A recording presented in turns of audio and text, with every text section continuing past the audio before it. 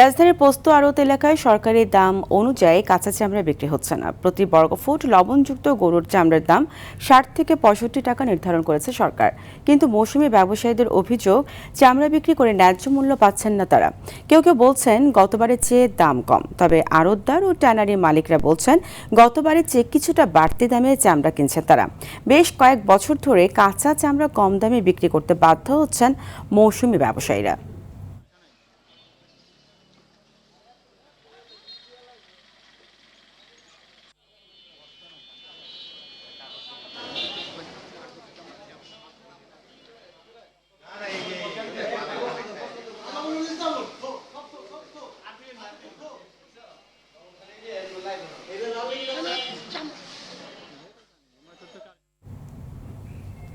এ বিষয়ে আরও জানাতে পুরান ঢাকার পোস্ত থেকে সহকর্মী আলওয়ান খান ও সাভারের চামড়া শিল্প নগরী থেকে সরাসরি যোগ দিচ্ছেন সহকর্মী জিয়াউর রহমান জিয়া। শুরুতেই যাব আলওয়ানের কাছে। আলওয়ান, গতবারের চেয়ে এবারে চামড়ার দাম কম পাওয়ার নিয়ে আড়তদাররা এবং মৌসুমি ব্যবসায়ীরা এ বিষয়ে কি বলছেন জানাবেন।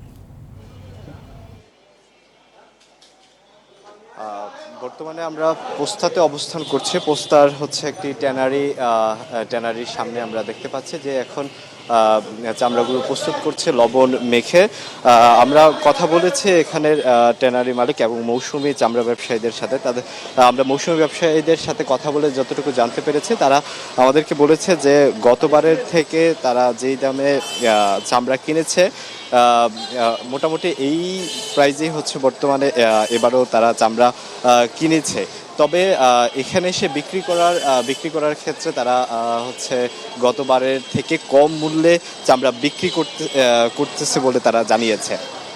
পাশাপাশি হচ্ছে ট্যানারি মালিক যারা আছে তাদের সাথে কথা বলে জানতে পেরেছি, তারা জানিয়েছে যে এই যে বিষয়টা যে হচ্ছে গতবারের যে মূল্যে হচ্ছে চামড়া ক্রয়, সেটা আসলে সঠিক নয়। তারা গতবারের থেকে কিছুটা মূল্য বেশি দিয়ে কিনতে হচ্ছে। তবে যে মৌসুমি ব্যবসায়ীরা তারা দাবি করতেছে যে পরিমাণে তারা কুরবানির চামড়াগুলো সংগ্রহ করেছে যেই দামে, সেই দামের থেকে খুব বেশি মূল্যে তারা বিক্রি করতে পারছে না এবং তারা দাবি করছে যে এই বিষয়টা হচ্ছে তারা খুব বেশি যে লাভ করতে পারতেছে সেটা তারা মানে লাভের বিষয়টা তাদের কাছ থেকে খুব বেশি করতেছে না। বর্তমানে হচ্ছে সাভারের ট্যানারি প্রজেক্ট থেকে জিয়া জানাবে বাকিটা বিস্তারিত।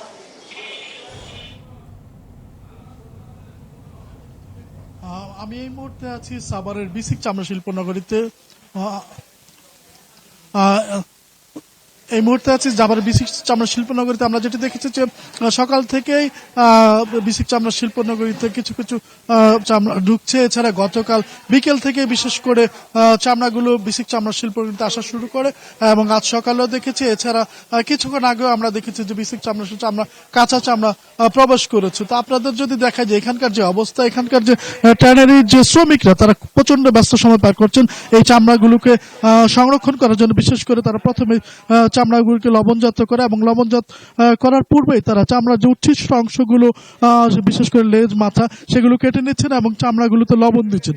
এখানে শ্রমিকরা যেটি বলছেন যে কিছু বিশেষ করে এখন বর্তমানে যে কারখানাটিতে আমি আছি ওনারা যেটি বলেছেন যে সকালবেলা একটি ট্রাক তাদের কারখানা আসে এবং যেটির কিছু চামড়া তাদের গুণগত মান নিয়ে তারা প্রশ্ন তুলেছেন। তারা বলেছেন যে কাঁচা চামড়া যেগুলো প্রবেশ করেছে তার মধ্যে সকালে আসায় এই চামড়ার মধ্যে কিছু চামড়া তাদের নষ্ট হওয়ার সম্ভাবনা বা গুণগত মান সম্ভাবনা হওয়ার কথা রয়েছে। এছাড়া যে চামড়া এসেছে সে তার সন্তুষ্ট প্রকাশ করেছেন এবং তারা ব্যস্ত সময় পার করছেন এই চামড়াগুলোতে লবণ দেওয়ার জন্য এবং এই ব্যাপারগুলো তদারকি করছেন যে বিসিকের যে কর্মকর্তা রয়েছেন তারা এগুলো তারা তদারকি করেছেন এবং অত্যন্ত সুন্দর এবং সুশৃঙ্খল পরিবেশে এখানে চামড়া শিল্পনগরীতে শ্রমিকরা তাদের চামড়াগুলোকে লবণজাত করছেন।